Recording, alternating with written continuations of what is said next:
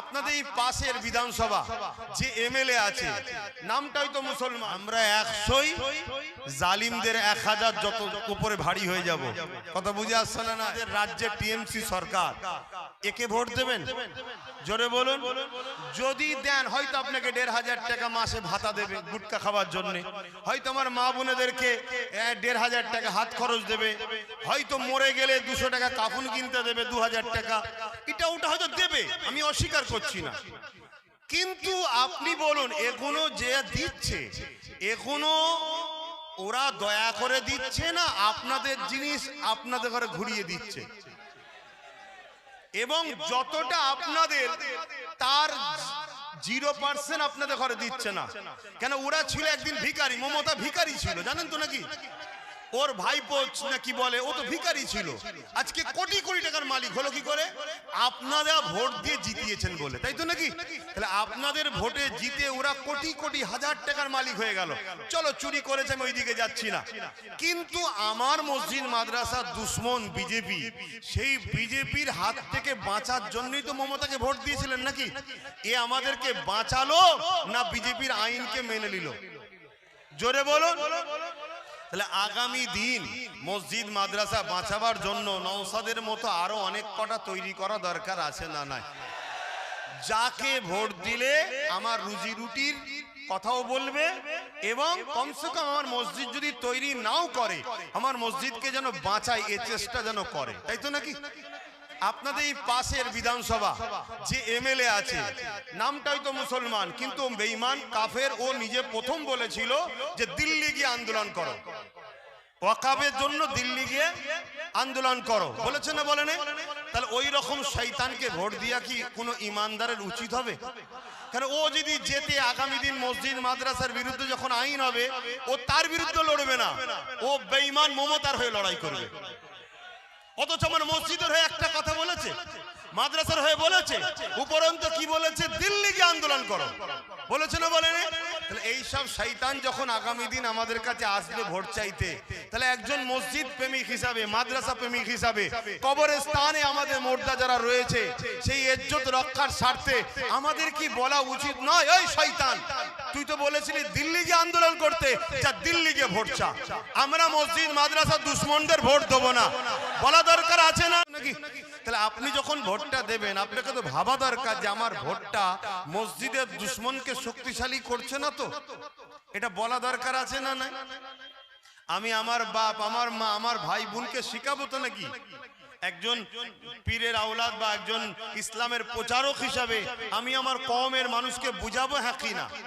তাহলে বলুন, আগামী দিন তো ভোট আসছে, কদিন পরেই তো ভোট হবে, সামনে দিন আসছে, আপনারা কাকে সাপোর্ট করবেন একটু ভেবে চিন্তে করা দরকার তো নাকি? আপনি বলবেন রোজার মাসে কথা বলছে কেন? না, আরে আপনি যখন ভোটটা দেবেন আপনার তো ভাবা দরকার আমার এই ভোটটা ওয়াকাফকে বাঁচাবার জন্য যাচ্ছে না ওয়াকাফকে মিটাবার জন্য যাচ্ছে, এটা ভাবা দরকার আছে না নাই? আপনি ভাবছেন এই ভোট দিলে আমি কি পাবো, চাকরি পাবো না ভাতা পাবো, এটা যেমন ভাবছেন, তা আমি একটা হুজুর, আমি তো এটা আপনাকে বুঝাবো যে চাকরি ভাতা যাই বলেন ওটা আপনার দুনিয়া, দরকার আছে আপনি ভাবছেন, ভাবু, আমি নিষেধ করছি না।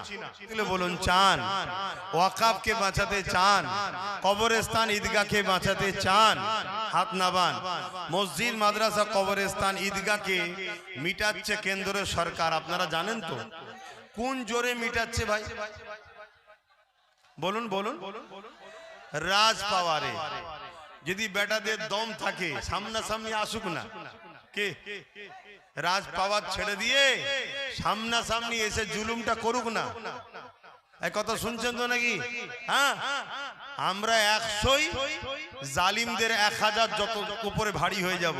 কথা বুঝে আসছে না নাই? বলুন ইনশাআল্লাহ। হ্যাঁ, কিন্তু ওরা রাজ ক্ষমতা দিয়ে আইন তৈরি করে জুলুম করছে, তাই তো নাকি? বলুন, ওদের হাত থেকে মসজিদকে বাঁচাবার জন্য আমাদেরও রাজ পাওয়ারের দরকার আছে না নাই? তো সেই রাজ পাওয়ারটা, কিন্তু আপনি এটা ভাববেন না যে আমার ভোটটাই মসজিদের দুশ্মন শক্তিশালী হচ্ছে না মসজিদের দুশ্মনের যারা বিরুদ্ধে লড়াই করবে, মসজিদের পক্ষে যারা, তারা শক্তিশালী হচ্ছে, একটু ভাবা দরকার আছে না নাই? একটু জোরে বলুন। আমি জানি রাজনীতি মসজিদ মাদ্রাসা কবরস্থান ঈদগাহ মন্দিরের জন্য নয়, রাজনীতি মানুষ সেবার জন্য, আমি জানি। কিন্তু আমরা এটা ভাবছি, কিন্তু একদল লোক রাজনীতির ক্ষমতায় আমাদের মসজিদকে মিটাচ্ছে, হ্যাঁ কি না? এই যে নিউ টাউনে জোর করে দেখুন রাজ্য সরকার বিশেষ একটা ধর্মের স্থান করছে, ওটা কি শাসকের কাজ? তারপরেও করছে, চলো তোমার মন গেছে, কিন্তু পাশে আমার মসজিদটা আমি করছি, তুমি করতে দিচ্ছ না কেন? তাহলে শাসক তুমি আমার মসজিদের দুশ্মন, তাই তো নাকি? আপনি কি ওয়াকাফের দুশ্মন বিজেপিকে ভোট দেবেন?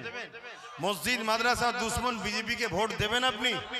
আপনি কি তাহলে ওই বিজেপির আইনকে যে মেনেছে আমাদের রাজ্যে না তৈরি করো, কমসে কম বিরোধীও যেন না করে, তাই তো নাকি?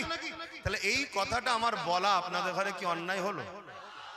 এটা আমার কমকে আমি বলবো না যে আপনার একটা ভোটেতে ইসলাম বিদ্বেষী শক্তিশালী হয়ে গেলে পুলিশ নিয়ে এসে আমার মসজিদ ভাঙবে, আপনি সেই লোককে ভোট দেবেন না, কথা ঠিক তো নাকি?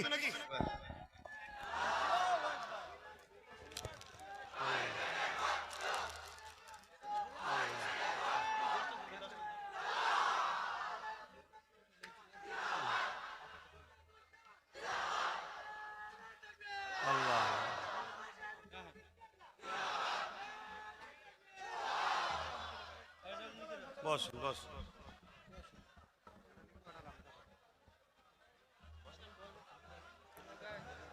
আসসালামু আলাইকুম ওয়া রাহমাতুল্লাহি ওয়া বারাকাতুহু।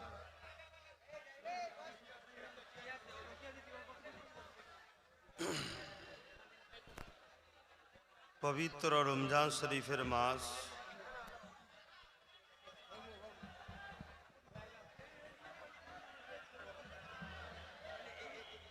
যে মাসে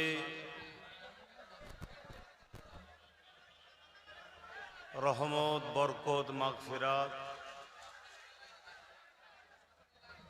সেই পবিত্র মাসে একটা দোয়ার মাহফিল ও ইফতারের মাহফিল আপনারা করেছেন, তাই তো নাকি? ইফতার তো দোয়া ও ইফতারের মাহফিল, সম্ভবত এই মাহফিল প্রতি বছরই হয়। এবছরে রোজার মাস পড়েছে, হ্যাঁ, এটা বাৎসরিক একটা মাহফিল এবছরে রমজান শরীফের মাসে পড়েছে। আমার পূর্বে আওলাদে মুজাদ্দেদ পীর আল্লামা ইব্রাহিম সিদ্দিকী আল কুরাইশি চাচাজান হুজুর পীর কেবলার একমাত্র সাহেবজাদা পীরজাদা আলহাজ মৌলানা মোহাম্মদ ইসহাক সিদ্দিকী আল কুরাইশি তিনি আলোচনা করেছেন। এখন সংক্ষেপ সময়, আলোচনার টাইমও তো আর নাই, একটু দোয়া হবে। তার আগে রমজান শরীফকে নিয়ে দু একটা কথা।